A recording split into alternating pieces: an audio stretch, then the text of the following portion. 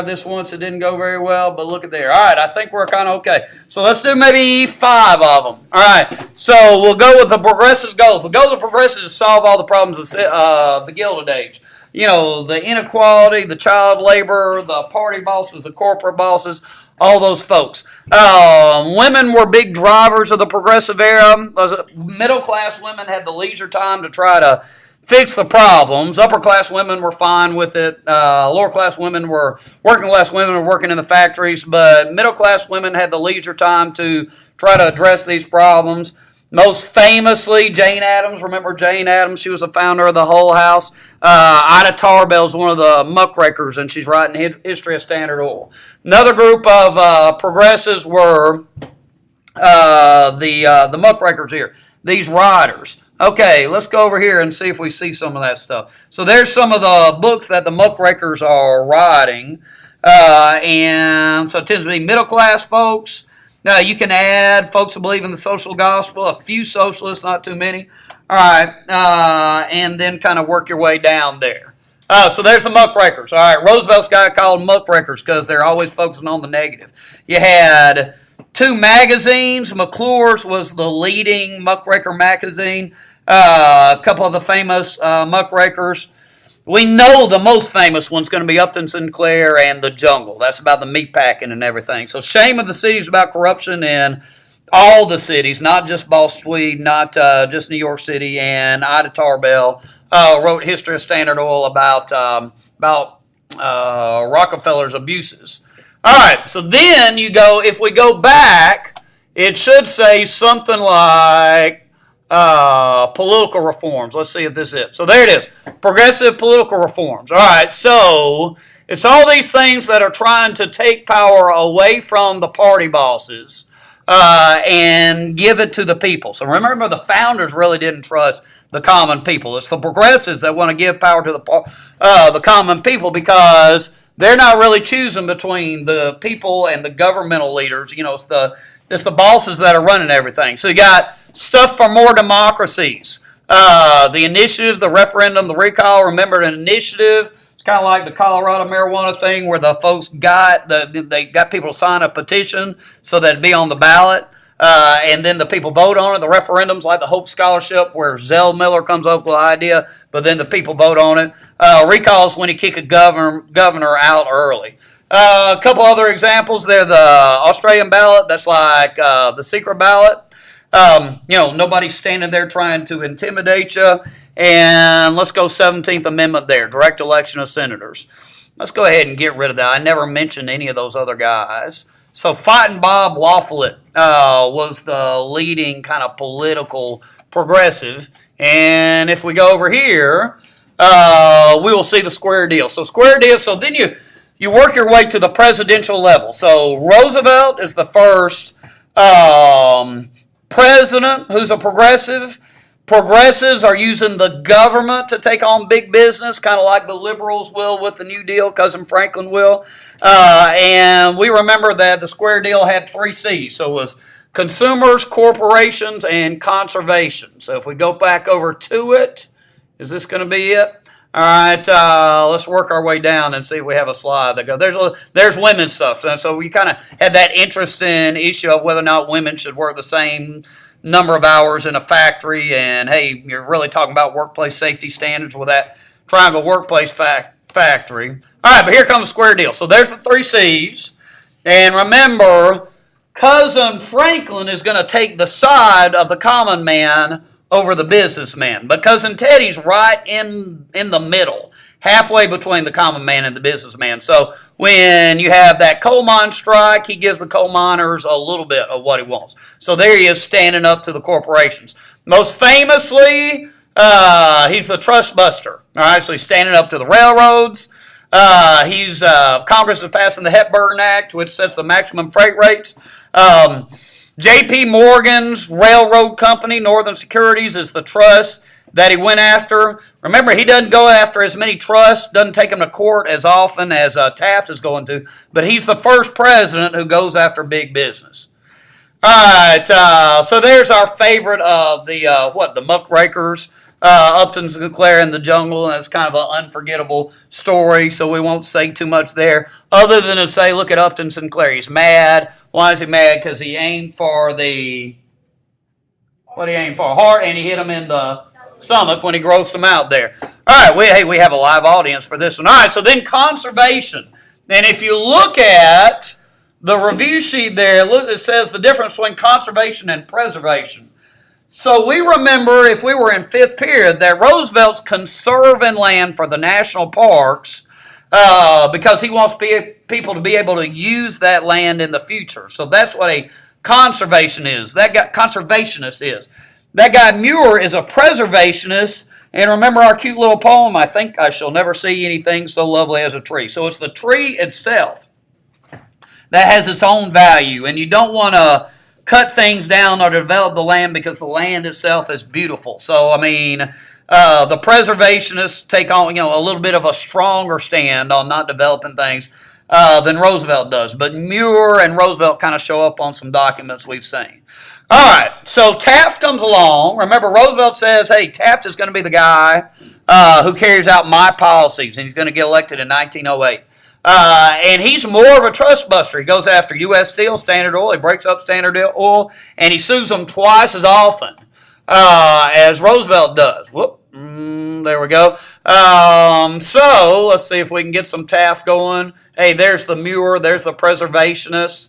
And look at that line there. Why should man value himself as more than a small part of the one great unit of creation? So Roosevelt says, no, man's more important, but he needs to be able to use it in the future. All right, so Taft, there's his trust busting. So he's more of a trust buster. All right, but not quite enough of a conservationist for this fella Pinchot, who gets mad and starts hating on Taft to Roosevelt, who's just getting back from hunting big game in Africa. So Roosevelt kind of moves to the political left, starts talking about the national government that needs to take on big business, and he starts his third party. And so you have this election of 1912. Let's see if we can... So there it is. There's the election.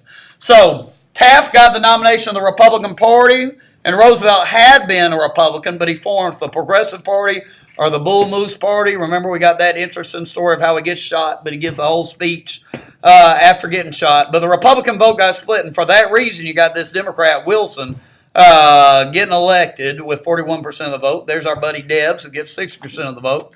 Let's go back up here. So there's the election. So the next couple of things are what Wilson's doing as a progressive. All right, and before we hit Woodrow 1, I think I'll take a breath. Woodrow 1. World War 1, and we are doing Woodrow Wilson here. All right, so there's Wilson. Remember, he's this intellectual guy, but he's kind of stubborn. That's going to do him in with the Treaty of Versailles. We kind of remember. All right, so stuff that he's doing. He's replacing the tariff with the income tax. That's the 16th Amendment. He's creating the Federal Reserve. That means, hey, if the economy's bad, the Federal Reserve can increase the money supply. It can print more money. That's going to create the kind of inflation that our old buddy Brian the Lion wanted back in the election of 1896. So there's a couple of the economic things that he's doing. All right, let's look over here at the review sheet, see if we have anything else. All right. The amendments, the 16th and 17th Amendment, these are all progressive amendments. The first two are political. So the no, that's not true. 16th Amendment is the income tax. So you're replacing the tariff with the income tax. 17th Amendment is direct election of senators. So you're taking power away from the party bosses. 18th and 19th we're familiar with. They're coming after World War I, prohibition and women's suffrage. All right. So everybody, just go ahead and look at those first 6 of them right there. I'm going to breathe in for a second and take a look. And I guess the thing to do next is try to do World War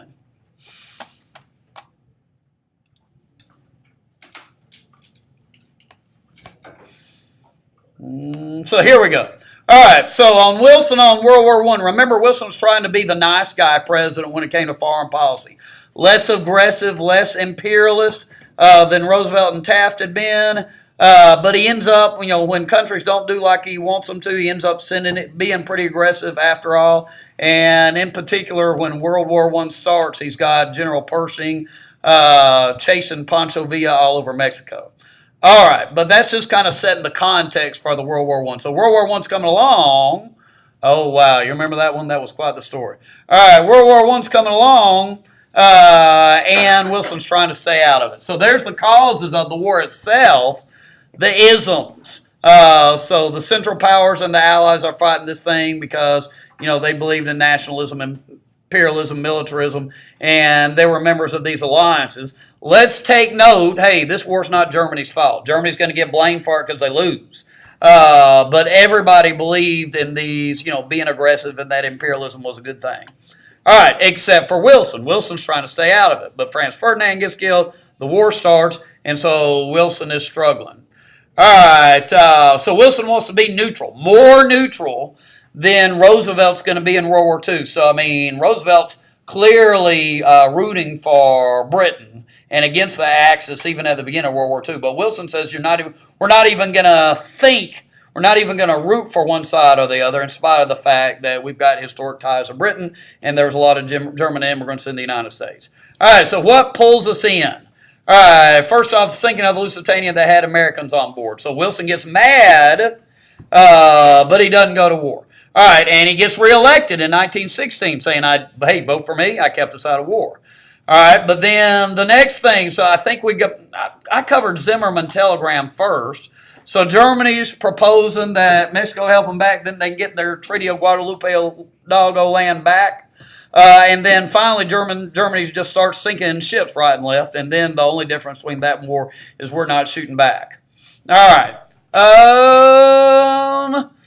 So let's go up here to what the review sheet says to make sure we're not covering stuff that... all right, so there's pulling the U.S. in. All right, so Wilson's all idealistic, and so his vision of what the world's going to be like after the war is these 14 points. Well, you'll have no secret alliances, you'll have arms control, you won't have imperialism, and most importantly, you'll have that League of Nations to prevent another war. All right, we remember that, hey, the war was awful. You got the trench warfare, the machine guns, 9 million guys getting killed, and, the defense kind of wins every battle. All right, so let's go down here. So we see the idealism in the way he describes the war. He's trying to overcome isolationists in the United States. So this is a war to end all wars. It's going to make the world safe for democracy. There's some of the most important points we just mentioned in the 14-point speech about how the world's going to be a better place as a result of this war. All right. Wow. So let's take note. On your review sheet, you really don't have much. Doesn't look like we put much about the war at home, but we might ought to put a thing or two there. All right, so now the folks in the class are getting disgruntled with me as I add a couple of things to the review sheet. So what? You got Creel and propaganda. And you got like the Espionage Act. And if you speak out against the war, you're a spy, you get thrown in jail. Debs violated it. He got thrown in jail. He's going to run for president from jail. But remember on AP, the thing they especially like about the war itself is what's going on at home rather than the actual fighting. So we want to take note of that. All right. Go back to the PowerPoint. All right. And so the Great Migration has taken place. Not a lot of strikes. Dang it. All right, so you got the voluntary food rationing by Hoover. So, the war home is that slide. Okay. All right, here come the Doughboys. We win the war. Probably the most important thing is taking place after the wars when Wilson is heading off to Paris, but he doesn't bring any Republicans with him. So they're already mad when he comes back. All right. The Treaty of Versailles, remember, is a treaty of punishment and vengeance against Germany. They're losing land. They're losing. They're having to pay reparations. They lose part of their military, and they gotta admit that the war was their fault, even if it wasn't their fault. There's a little political cartoon saying, "Hey, Germany, take your medicine." And if you were in here when we covered it, Germany didn't get a vote at Versailles. All right, the isolationist Republicans, led by Henry Cabot Lodge, didn't like the League of Nations. They didn't like the Treaty of Versailles. So Wilson worked so hard trying to convince the American people to pressure the Republicans to support the treaty that he has this stroke, and his wife's helping him out, helping him be president. She's having to hold the paper for him. But the feud between Wilson and the Republicans kind of killed the treaty. Remember, he ends up telling his own party, the Democratic Party, not to support the treaty. All right, but there is anything else there? So there's Wilson and the Republicans. He has the stroke right there. All right, so that gets us to the 20s. All right, remember now, so Harding is going to run for president. Let's see if we can get that on here. Yeah, there he is. So his return to normalcy is his campaign slogan, and that may be like the last slide. All right, no, it's not. All right, very good. All right, so Harding's got the return to normalcy, got the Red Scare and the Sacco and Vanzetti trial. Let's look at, and then you got what? Foreign policy stuff on the review sheet. All right, so he wants to get everything back to normal. He's cutting taxes for big business. Our politics is going to be kind of like the Gilded Age. All right, the foreign policy is not aggressive, not imperialist, but you're also kind of dealing with other countries. You're signing treaties. So remember the treaties, the 4, the 5, and the 9-power treaty. Let's see if we can get that one. So you got all kinds of 20 stuff. Looks like all that's going to be on the next. All right, so let's work our way up. Shoo. All right, so there he is. Remember, he had that cute little thing people said about him. All right, and he's got the scandals that are hurting him. But there's the 5, the 4, and the 9-power. So the 4-power treaty is about no imperialism. The 5-power treaty is setting the size of the Navy, and the 9-power treaty is keeping the door open in China. All right, let's look at what we have then on the review sheet.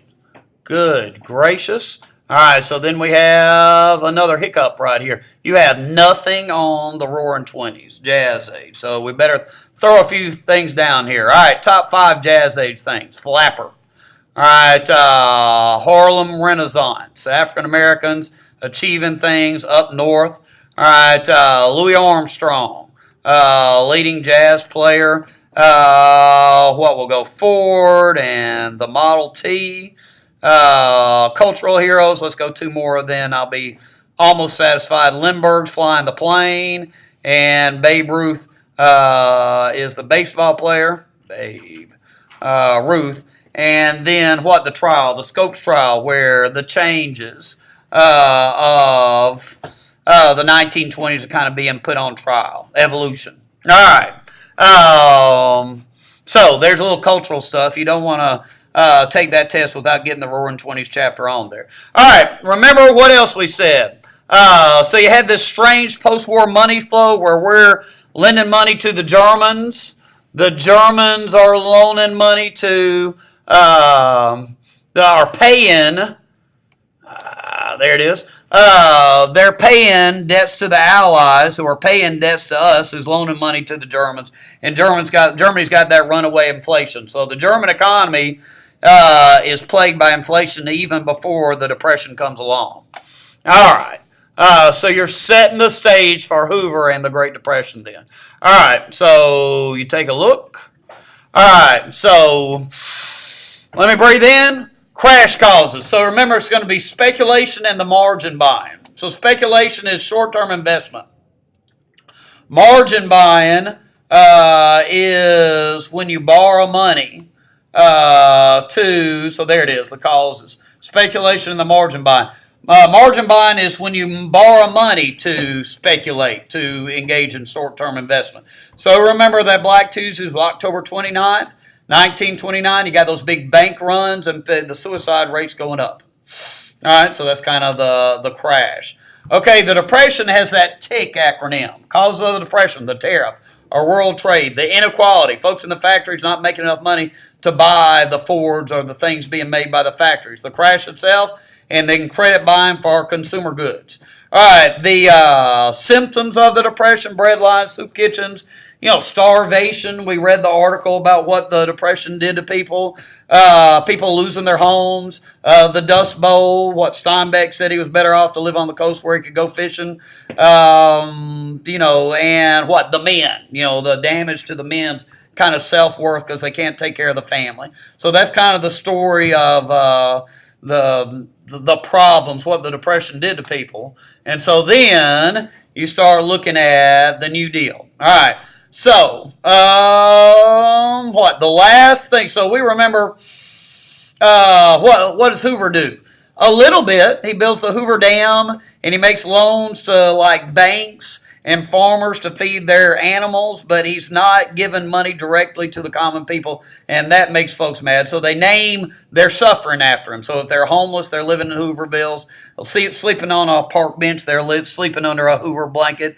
And the last straw for folks when it comes to Hoover, these Army veterans, the World War I veterans, come to Washington to get a bonus. Instead, they get attacked by MacArthur and the real army. Okay, so Franklin Roosevelt gets elected president in 1932. The conscience of the New Deal is kind of his wife Eleanor, pushing him to do more all the time. She's his eyes and ears because he can't travel, and plus she's a little more pro-civil rights than he is. The New Deal is his plan to get us out of the Depression. In contrast to Hoover, he's really, really, really willing on steroids to use government programs to help poor people. All right, so all this New Deal stuff is all these programs. All right, so let's see what we got. All right, the banking holiday. Now, I believe what I'm going to do here is I'm going to go through each one of these since they're on the review sheet. Then we'll take a look at what the PowerPoint says. The banking holiday is you stop the runs on banks by closing all the banks. And then Roosevelt comes over the radio and says, hey, your money is safe if the bank opens back up. And that was the end of the bank runs. Also, one of the reform programs, remember the 3 R's of the New Deal: relief, recovery, reform. And the FDIC is really a reform program to make sure you never have those runs on banks. It ensures bank deposits. Let's think about R's for a second. Relief would be the FERA right here. So that's direct aid to poor people sent through the states. Recovery would probably be these W's. So you're trying to get out of the Depression, so it's putting people to work, all right, doing whatever. And then reform would be things like Social Security, the TVA, to provide power down here. Social Security takes care of senior citizens, and the FDIC makes sure you don't have the bank runs anymore. All right, other programs. I guess the CCC I would call a recovery program. You're giving young men jobs. Roosevelt loves it. It's his favorite because you're getting them out of the cities where they stay out of trouble, and they're sending money home. And remember the pictures of them; they always got their shirt off, and it's good for their sense of self-worth again. The WPA was the biggest, longest lasting of the works programs. The CWA was designed to be temporary. It was part of the FERA, and the PWA got declared unconstitutional along with the NRA. The NRA was the National Recovery Act, which put the Blue Eagle on the windows of good citizen businesses, but it got declared unconstitutional. So when it did, so did the PWA. All right, let's go up here and see what we have, and then we'll take a look at a few slides. All right, the AAA is, that's the one where farmers are being paid not to grow anything at all and kill their pigs and chickens, even though you got a lot of hungry people. And the purpose stands for Agricultural Adjustment Act. And the purpose of it is to adjust prices upwards. The Dust Bowl we know awfully well because we saw the Jodes and Grapes of Wrath. The TVA is providing cheap electricity. So maybe I'll back up here. So then the 3 demagogues. Huey Long from Louisiana is the guy that says Roosevelt needs to do more, share our wealth. Father Copeland was kind of the Hitler American, saying, hey, this depression is the Jews' fault. We ought to blame them for it. And then Townsend is the senior citizen who wants a $200 a month pension sent to senior citizens on the condition that they spend the money to help the country out of the depression.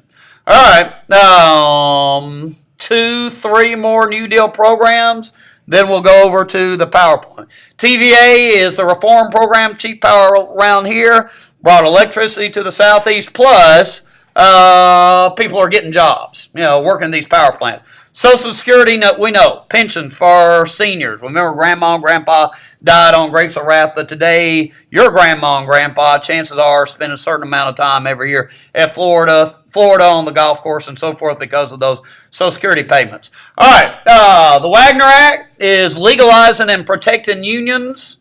Looks like we need a T right there. Fair Labor Standard Act is maximum hours, minimum wage, and no child labor. So Roosevelt is standing up for the working man and the common man. All right, let's go to the PowerPoint. See what it says about New Deal programs. There's the 3 R's. All right, so there's the FDIC. There's the CCC. Remember, they all got their shirts off, and they've got CCC places all over the country, including one in Calhoun, including one in Rome. FERA is the temporary relief, money straight to the states.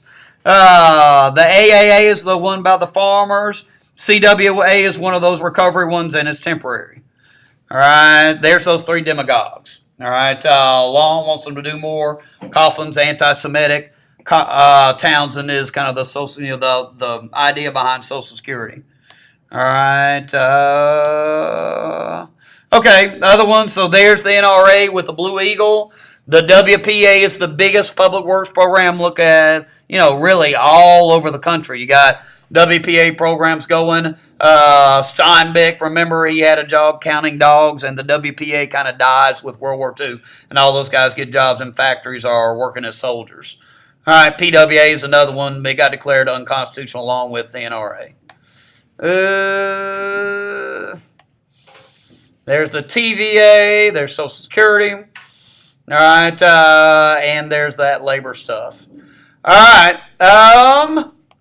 Let's see. So here's the end of the New Deal. So that was Keynes. So Keynes is the guy who says, if times are tough, you need a deficit. A deficit is a good thing. So you cut taxes and you increase spending. That way you get more money in everybody's pockets. And then when times get better, you can raise taxes. You can cut spending, which is not going to be popular. So as a result, politicians don't do the other part, and we tend to have debt ever since then. All right. So there, if you go back to the review sheet, there's our criticism, bad duck. Fesh is what I've got. There were other ones. Fesh is not a great one, but if you look at the criticism, the defenses, so the criticism, bad duck, big government, the government's just doing a whole lot of stuff that maybe the founders didn't intend it to do. You got all the different acronyms, all the different agencies, a lot of them working on the same thing. Debt's going way up. Remember, the Depression was still going. Unemployment only got down to 15%. Students, pardon the interruption. I need Dean Rice to please report to the high school front office. Dean Rice, please report to the high school front office. Undermine the work ethic. If you're on some government program, might make you lazy, and nothing was done for civil rights in spite of Eleanor's best efforts. All right, the defense, it fed people more equality, less of a gap between the rich and the poor, self-respect for all those guys who got jobs. Hey, we didn't have a communist revolution, save free enterprise, and you're using the government, that's Hamiltonian, to help the common man. That's Jeffersonian. All right, and that is the New Deal. So then we've got World War II stuff. All right, so take a look at it. All right, so I'm starting with kind of Roosevelt's policies. Remember, he wants to be less aggressive, so he's going to be a good neighbor to Latin American countries. All right, but when the bad guys start doing their thing, Congress starts passing laws saying we're going to be neutral. All right, let's work our way down there. There's a good neighbor policy. All right, so then what? The bad guys are being aggressive. Nobody's standing up to them. So Congress passes 3 separate neutrality acts saying we're staying out of this war altogether. World War I was a big mistake. Okay. So then you have kind of events of the war leading up to the war. You have a civil war in Spain, and the bad guys win because they get more help from Italy and Germany. Japan invades the rest of China after having invaded Manchuria. The Chinese surrender, and so you got awful things being done by the Japanese because they have no respect, no regard for anybody who surrenders. Germany's doing all these things that it's not supposed to be doing. Nobody stops them. They're going into Austria. Nobody even fights back. All right, so then here's where appeasement takes place. So there's Chamberlain meeting with Hitler at Munich, and he gives him what he wants. Remember, Hitler wanted the Sudetenland, and so Chamberlain gives it to him. All right, and of course Hitler promises he's not going to take any more land, but 6 months later invaded the rest of Czechoslovakia. And then Hitler also signs this non-aggression pact, and then he invades Poland. All right, so then the United States starts becoming less neutral. So if they'll come get the stuff and pay for it, Britain can do that. That's cash and carry. Then you're going to have the destroyer deal, followed by Lend-Lease. All right, here's your Roosevelt and the Holocaust story. Basically, he didn't do anything about it. He's hearing rumors, hearing stories that some bad stuff's going on, but, he doesn't stand up to the Nazis. He stays focused on what's going to help the American war effort. All right, so Hitler's having his way. Takes over Poland in, 3 months? France less than a month, and then you've got, those soldiers getting away at Dunkirk. All right, and so Roosevelt's kind of stepping in spite of that isolationist. So he's sending them the destroyers. That's the destroyer deal. Certainly wasn't neutral. May have been illegal since Congress didn't approve it, but he sends them destroyers, and then you're going to have the Lend-Lease, where he just starts giving them stuff, and he uses the analogy of the garden hose. If your neighbor's house is on fire, you just give them the hose. You set up later, and hey, at least we're not sending people over there to go get killed. All right, let's look at the review sheet so that we're not. All right, so there's the Lend-Lease, there's Blitzkrieg. All right, so then you're going to, hey, the Depression gets us out of war. Everybody's building stuff for war. The Army's mobilizing. Churchill and the Royal Air Force are the heroes of the Battle of Britain, so they don't beat Hitler, but they do slow Hitler down. And then Japan's getting mad at us about the embargo. All right, so there it is. All right, Japan invaded Indochina, and remember, they don't have any resources. All they got is fish. So we're not selling them any of the stuff that they needed for their war machine. We thought they'd attack us, but not at Pearl Harbor, someplace closer to Japan like the Philippines. There's the date of it. About 2,000 guys getting killed. Luckily for us, the aircraft carriers were out to sea at the time of Pearl Harbor. All right, and so then you just got to fight the war. So you're going to get Germany first. You kind of have the battle, the war of the laboratories, where we end up, building a bomb faster than anybody else. All right, it's a unified war effort except for the internment camps. There it is again. I mean, the war's into the Depression, all that war spending. Okay, so then there's the people during the war. 15 million GIs. The braceros are the Mexican farm workers. Rosie the Riveter, she's making the weapons, and some ladies are actually in the Women's Army Auxiliary Corps doing non-combat roles. The African Americans are doing the Double V campaign, fight against racism overseas and here at home as well. The Great Migration continues because, hey, there's jobs in the North, and you got a push factor. There's no sharecropping to be done in the South because of that mechanical cotton picker. All right, you got the Zoot Suits and the Code Talkers. Both of them pretty cool stories about the Indians helped us win the war, and those Zoot Suits had too much thread in them, which made the American sailors mad. All right, let's go up here and take a look at what the review sheet says. All right, so look at how I did it on the review sheet. So at the bottom you got the war at home, and so then the other two things is the European theater and the Pacific theater. It looks like Pacific goes first on the review sheet. So Pearl Harbor. No, that's not true. All right, so Germany. We decided to get Germany first. There's the scientists. Okay, back to the Pacific. So Coral Sea and Midway. Both of them fought with aircraft carriers. Midway's the turning point. We never lose another battle against the Japanese. MacArthur comes up with the island hopping strategy. That way we don't have to fight the Japanese, and they're not going to surrender every single island.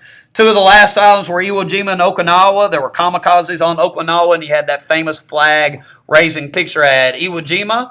We know that we dropped the atomic bomb on Hiroshima and Nagasaki, and after the bomb on Nagasaki, Japanese surrendered, and that was VJ Day, victory over Japan. Stalins get a little ill with us because it takes us a long time to open up that second front, not till June 6th. Angela Donis to the high school attendance office, please. Angela Donis. 1944, first we came up through Italy and Mussolini got captured, and they hung his body up and beat the body real bad, so that's why Hitler ends up committing suicide. D-Day is June 6, 1944. That's officially opening up that second front. The stars of that European show are Eisenhower, who plans the thing, and Patton, who was kind of the tough guy. Remember, he slapped the soldier who was having PTSD. Hitler commits suicide because he doesn't want the same thing done to his body as Mussolini's. VE Day is victory in Europe. After when the Germans surrender, is Rosie the Riveter, and we have done all that stuff.